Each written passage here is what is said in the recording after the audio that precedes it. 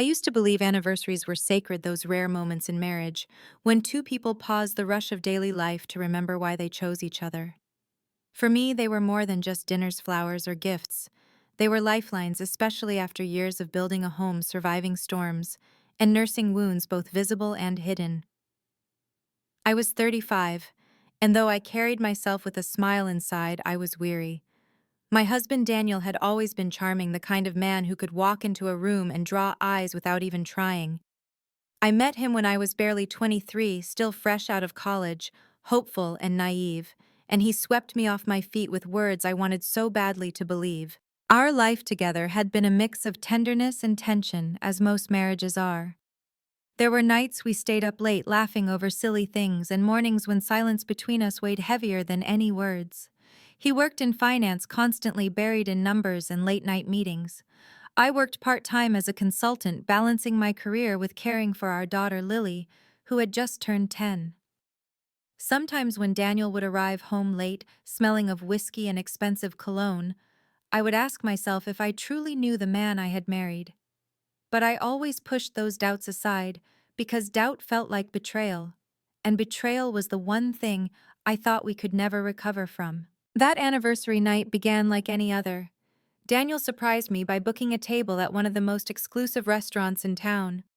I remember standing in front of the mirror before we left, slipping into a dress I hadn't worn in years, a silk gown that shimmered in soft ivory light. For the first time in a long time, I felt beautiful. He looked at me with that smile I used to fall for so easily, and for a fleeting moment, I let myself believe maybe we were finding our way back. The restaurant was alive with quiet elegance, crystal chandeliers, polished silverware, and waiters moving like shadows across the floor. Couples sat at intimate tables leaning toward each other with affection or long familiarity. As we were seated, Daniel ordered a bottle of wine, a rich red vintage I didn't recognize. He seemed unusually cheerful, his laughter louder, his eyes brighter.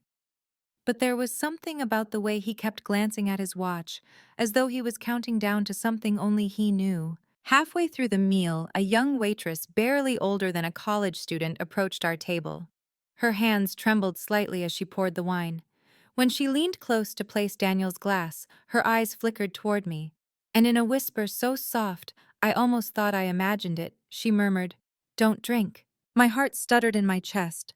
I froze, the smile on my face tightening into something brittle. She walked away before I could react, leaving behind the weight of her warning. I stared at the glass in front of me, the dark liquid catching the glow of candlelight, and for the first time all evening, I felt cold. I tried to push the thought away. Maybe she was mistaken. Maybe I had misheard. Daniel raised his own glass, toasting me with that same dazzling smile, and encouraged me to join him. My hand trembled as I lifted mine. In that moment, a storm of doubts surged inside me. Why would she warn me? Had she seen something? Could I trust a stranger's whisper more than the vows I had shared with the man across from me? Then it happened, a subtle shift in Daniel's expression. For the briefest second, as he watched me bring the glass closer to my lips, his smile faltered, and something sharper flickered in his eyes. It was gone almost instantly, replaced with the warmth of his usual charm, but it was enough. My instincts screamed louder than logic. I set the glass down, laughing softly as if teasing him, and in one fluid motion I swapped our glasses. He didn't notice. He was too eager, too certain of the performance he was orchestrating. And then he drank. The silence inside me was deafening as I watched him tip the glass to his lips. Every nerve in my body was on fire, waiting for, I didn't even know what. A confession, a collapse. Proof that the world I had built with him wasn't built on quicksand. He swallowed, and for a while nothing happened. He kept talking, making jokes, brushing my hand with his, as if everything was perfectly normal. And I almost convinced myself maybe it had all been a misunderstanding, that my paranoia had ruined what could have been a beautiful night. But then I saw it. The color drained from his face slowly at first, then all at once. He reached for his throat as though trying to loosen a collar that wasn't there. His words faltered, stammered, then stopped entirely. He knocked his fork onto the table, his hand trembling as he tried to steady himself. I sat frozen, my nails digging into my palms, my heart hammering so violently I thought it would burst. I should have felt horror. I should have panicked. But instead, a strange calmness washed over me. It was as though the universe had opened a curtain, showing me a truth I had refused to see for years. He hadn't planned a night of romance, he had planned my death. And in his arrogance, he had tasted the poison himself. Around us, the restaurant buzzed with whispers as waiters rushed forward. I didn't move. I simply watched him struggle, gasping for air, his eyes locking onto mine with a mixture of shock and rage. In that gaze, I saw confirmation of everything: the late nights, the secrets, the distance between us. It had all been leading to this. As they carried him out, the room spinning with chaos, I sat perfectly still. My glass remained untouched. My life, though shaken to its core, was still mine. But the betrayal cut deeper than any wound I could have imagined. The man I once loved had chosen greed and power over me, and in doing so had written the final chapter of our marriage with his own hand. When I finally left the restaurant, the night air hit me like ice. The city lights blurred as tears welled in my eyes, but I didn't cry out of sorrow. I cried because the illusion was gone. And illusions, no matter how fragile, are often harder to lose than the people themselves. That was the night my marriage ended, not with a fight, not with papers, but with the quiet shattering of trust and the sound of a poisoned glass hitting the table. And though I walked away alive, a part of me would never be the same again. The days after that night unfolded like a haze, and yet every detail was etched into me with sharp clarity. I woke each morning to silence that felt both liberating and suffocating. Daniel had survived, though barely, and was in the hospital under careful observation. The official story that circulated was that he had an allergic reaction to the wine. That's what the restaurant staff told the curious patrons, and that's what the whispers in the neighborhood repeated. But I knew better. Deep in my bones, I knew it wasn't an accident, and that Waitress's warning wasn't a coincidence. I couldn't stop thinking about her, the flicker of fear in her eyes, the urgency in her voice. How had she known who had told her, and why risk whispering to me when it could cost her job, or worse? I replayed that moment countless times, the way Daniel's eyes had betrayed him just before I switched our glasses. That flash of anticipation, of hunger for my end, it was something I couldn't unsee. It haunted me even more than his collapse. At home, Lily asked questions I couldn't answer. "Mommy, why isn't Daddy home yet? Is he sick?" Her innocence carved into me deeper than any betrayal. How could I explain that her father had tried to erase me from her life, to make himself the sole parent, the sole owner of everything we had built together?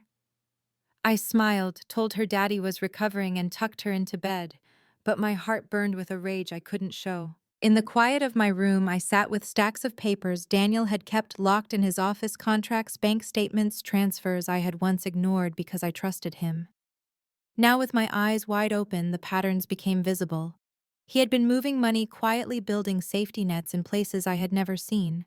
Accounts offshore, shell companies registered under other names, assets tied up in places meant to keep me blind and powerless. It was as if he had been planning my erasure for years, laying the groundwork piece by piece while smiling at me across dinner tables. The more I uncovered, the more the wounds inside me throbbed. I remembered the nights he came home late, the sudden trips, the way he dismissed my questions with charm.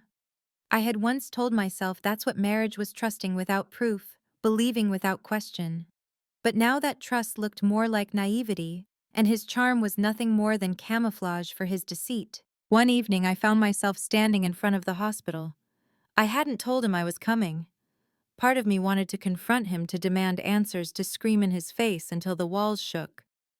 But as I stood by the glass watching him through the window, lying pale and fragile, hooked to tubes and machines, something inside me shifted. This man who had tried to kill me was now fighting to stay alive. For a moment I wondered if that was punishment enough, his own weapon turned against him, leaving him weak and powerless. But then he opened his eyes. Our gazes met through the glass, and in that instant, I knew it wasn't over. His eyes were sharp, filled with rage, shame, and a promise. He would not let this go. He would find a way to finish what he started. And that was when I realized survival wasn't enough. I couldn't simply wait for his next move. If I wanted to protect myself and my daughter, I had to act first. I began digging deeper. I spoke to lawyers quietly and carefully. I called an old friend who worked in investigative accounting. Piece by piece, the puzzle of Daniel's life unfolded, and what I found made my blood run cold. He was drowning in debt, gambling debts, failed investments, promises to dangerous people who didn't forgive easily. The only way out was through me, my life insurance, the house under my name, the business shares I had inherited from my father. Killing me wasn't just greed, it was desperation. But the betrayal that cut deepest wasn't the money. It was the discovery of another woman. Not just an affair, but a life he had been building in parallel with ours. Photos, messages, hotel receipts, evidence scattered in files he had been careless to leave behind. She was younger, ambitious, and ruthless in her own way. And together, they had plotted a future that didn't include me. The weight of it all pressed down on me until I could barely breathe. 10 years of marriage unraveled before my eyes, every memory tainted by his hidden motives. And yet beneath the grief, beneath the humiliation, a new feeling stirred a fire I hadn't felt in years. If he thought I would be easy to erase, he was wrong. He had underestimated me, just as he had underestimated the strength of the woman he once vowed to love. One night I returned to the restaurant. I needed to find the waitress, the girl who had saved me with her whisper. It took time, asking questions, slipping money into the right hands, until finally I found her. Her name was Sophia. She looked even younger up close, barely 20, her face etched with worry. When I asked her why she had warned me, tears filled her eyes. She told me she had overheard Daniel on the phone earlier that day, his voice sharp, threatening, telling someone the plan was set. She didn't know the details, but when she saw him pouring something into the glass while I wasn't looking, her conscience couldn't stay silent. She risked everything because she couldn't watch an innocent woman die. I hugged her, my body shaking with gratitude and fear. Her courage had saved me, but it also confirmed the darkest truth: Daniel's attempt on my life hadn't been a misunderstanding. It had been deliberate, calculated, final. Walking home that night, the city lights blurred around me. I thought about all the years I had devoted to him, all the sacrifices I had made, the dreams I had buried to keep our family intact. And now it was clear he had never seen me as a partner. I was only an obstacle, a stepping stone, a means to an end. But he had made one fatal mistake. He had underestimated the strength of a woman betrayed. And as I closed the door behind me, tucking Lily into bed and whispering promises I swore to keep, I knew my story wasn't ending here. This was only the beginning. The morning after meeting Sophia, I sat at the kitchen table long before the sun rose, staring at the quiet hum of the refrigerator and the faint tick of the clock on the wall. Lily was asleep upstairs, dreaming her innocent dreams, and for once I let my tears fall freely. Not out of weakness, but because they cleansed me, stripped me down to the raw truth of what my life had become. My husband, the man I had trusted with my youth, my dreams, and the safety of our daughter, was not only a liar but a predator, and the prey had been me. When dawn finally broke, I looked into the mirror and barely recognized myself. My eyes were swollen, my face pale, but beneath it all, there was a spark I hadn't seen in years. Something inside me had hardened, not into bitterness, but into steel. If Daniel had spent years plotting my erasure, then I would spend every ounce of strength plotting his downfall. I started with silence. I acted as if life were returning to normal. I sent Lily to school, went to the market, even answered Daniel's texts with polite, shallow words.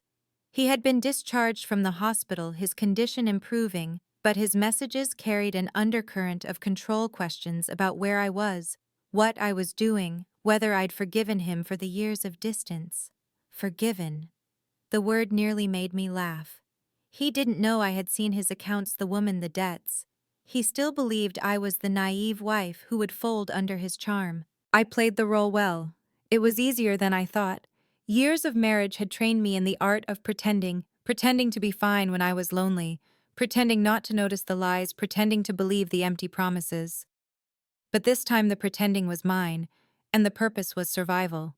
I reached out to the lawyer again, a sharp-eyed woman named Rachel, who had guided other women through divorces far messier than mine. We met in her office, blinds drawn, voices low. I laid out everything: the accounts, the debts, the affair, the attempted poisoning. Her face never wavered, but her pen scratched across the paper furiously. "You need protection," she said finally. "Not just from him, but from whatever enemies his debts have created." Rachel set wheels in motion. I couldn't have managed alone. Freezing certain assets, transferring titles, securing my business shares in trusts he couldn't touch. For the first time, I felt the faintest sense of control returning. But control wasn't enough.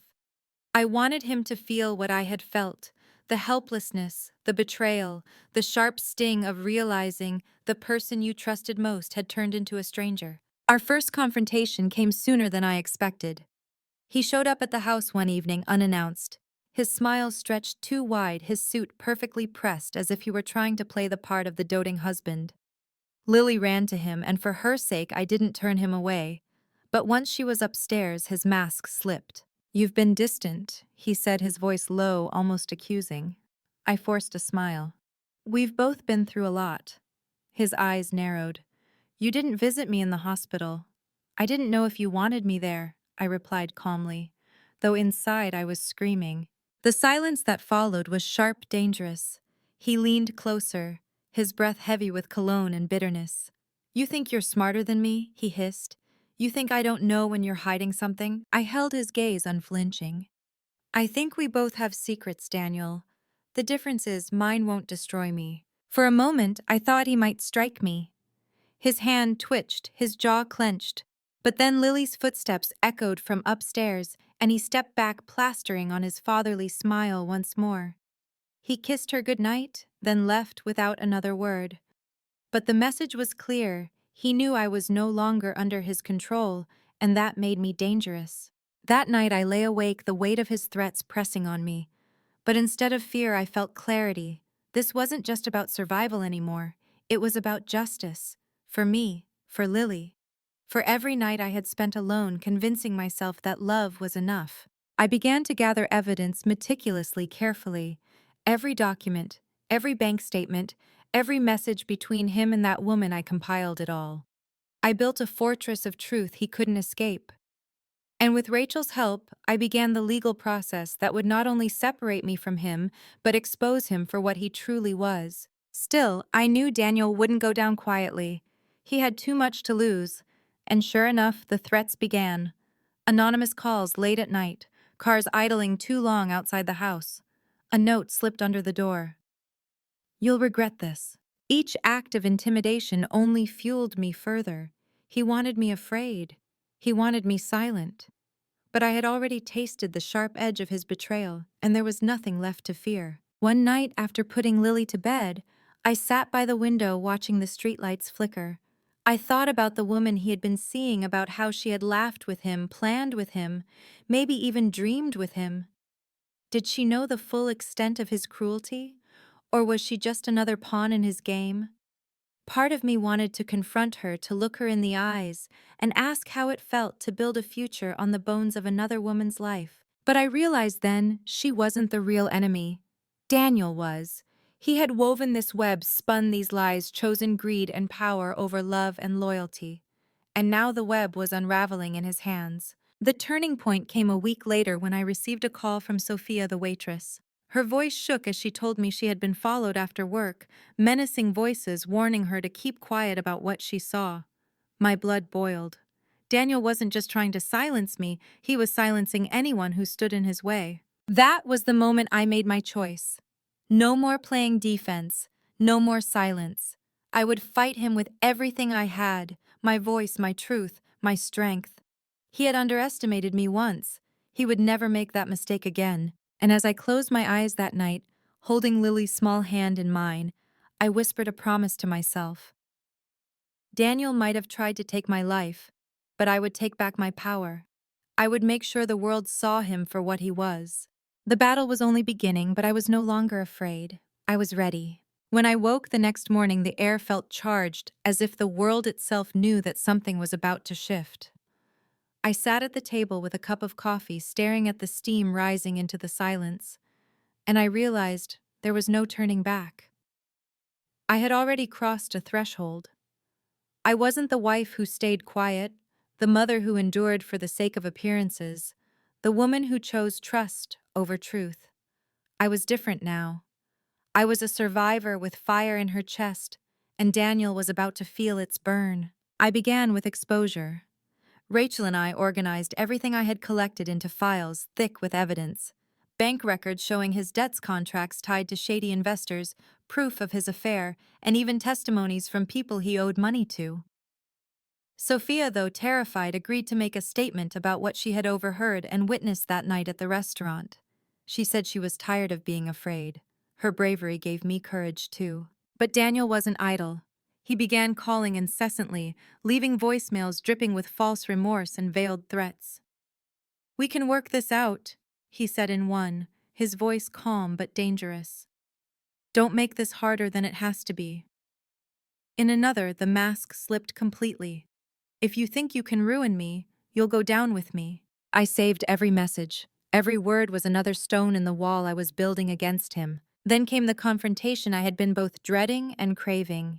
He showed up at the house again, this time uninvited, his eyes blazing with desperation. Lily was at a friend's sleepover, thank God, so it was just the two of us. "You think you're clever, don't you?" He spat, pacing the living room like a caged animal.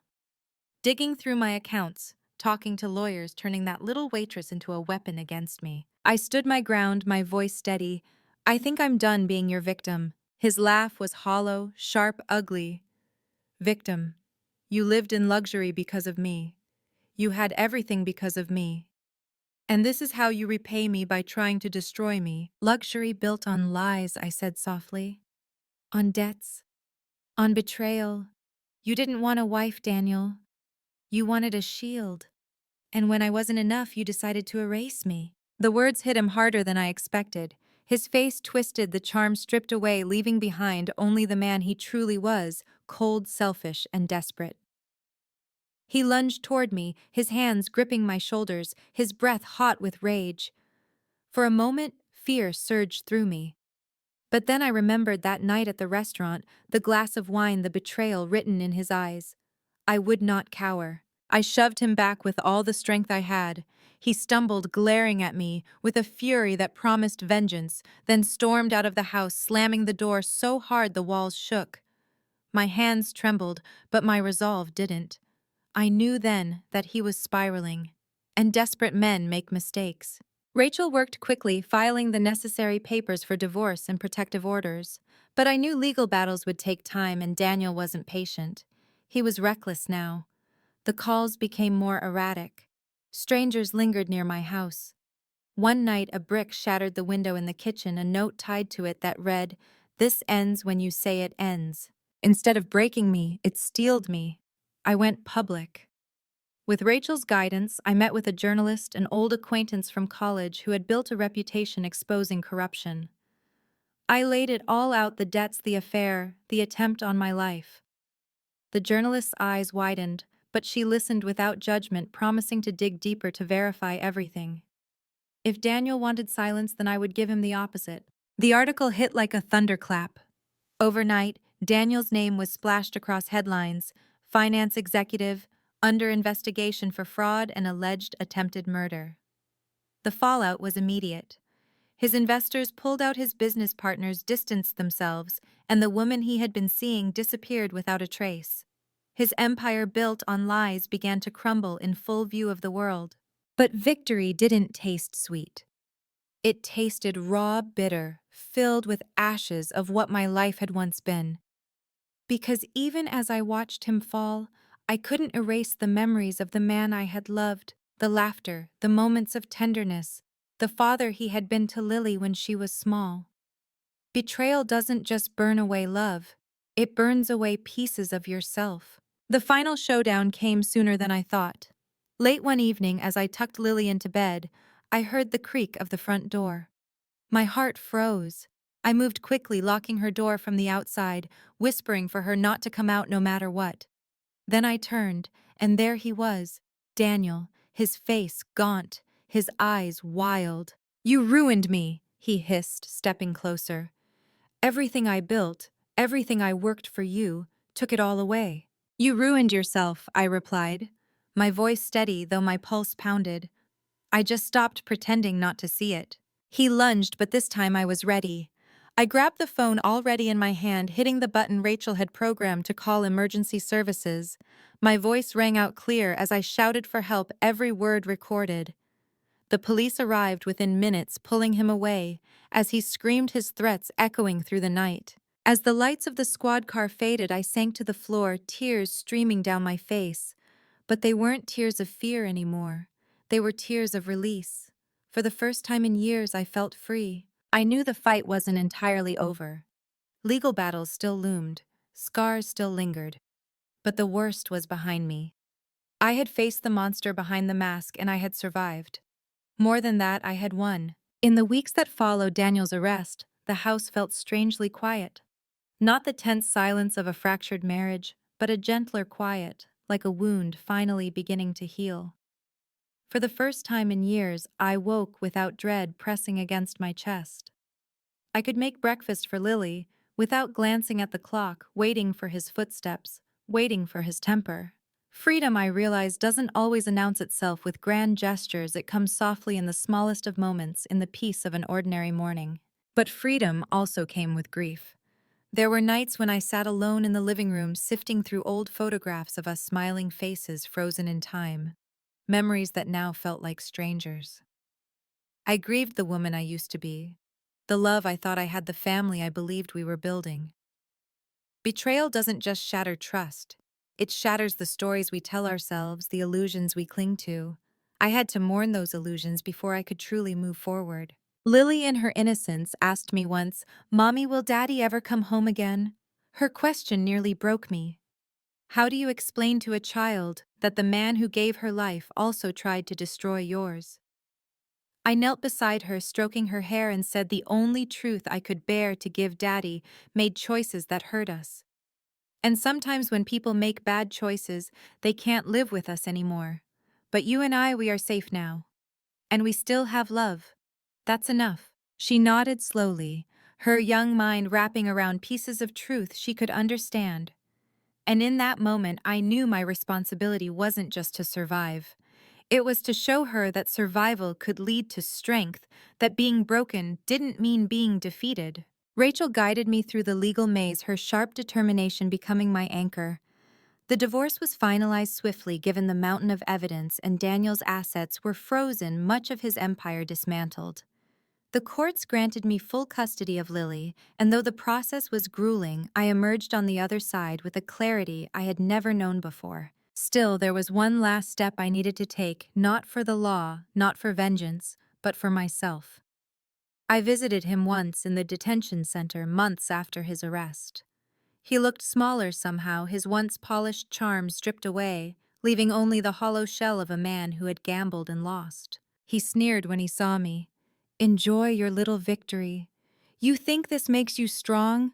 You're nothing without me." I met his gaze calmly. "That's where you're wrong. I was nothing with you. Without you, I finally found myself again." His laugh was bitter, echoing off the walls, but I didn't flinch. I didn't need his approval, his apology, or even his hatred. Walking out of that place, I felt lighter than I had in years. That visit wasn't closure from him, it was closure I gave myself. Life slowly began to take shape again. I poured my energy into work, into creating a stable future for Lily. I reconnected with friends I had drifted from during the years of Daniel's control, and I allowed myself to imagine a life that wasn't defined by survival alone. There were setbacks, of course. Trauma doesn't vanish overnight. There were moments when a certain cologne in the street made my stomach twist, or when the clink of glasses brought back memories of poison and betrayal. But healing isn't about erasing scars, it's about learning to live with them, to see them as proof of endurance. And then one evening I sat with Lily on the porch as the sun dipped below the horizon. She leaned against me, her small hand clutching mine, and whispered, "We're okay now, Mommy, right?" I kissed the top of her head. "Yes, sweetheart, we're more than okay, we're free." In that simple exchange, I realized something profound. Revenge, justice, karma, they had all played their roles. But what truly mattered wasn't Daniel's downfall. It was our survival, our resilience, our ability to rise from the ashes of betrayal with hearts still beating, still capable of love. I don't pretend that life is perfect now, but it is honest. And honesty after years of lies feels like the greatest gift of all. So if you're listening to my story, carrying your own wounds, your own betrayals, let me leave you with this. You are stronger than you know. Even in the darkest nights when the person you trusted most becomes the one who breaks you, there is still light inside you waiting to be found. Don't let anyone steal it. Don't let anyone convince you that you are powerless. Because sometimes survival itself is the most powerful revenge. Thank you for walking with me through this journey. If my story touched your heart, please like this video, share it with someone who needs strength. Subscribe to the channel for more stories like mine, and leave a comment. I'd love to hear your thoughts.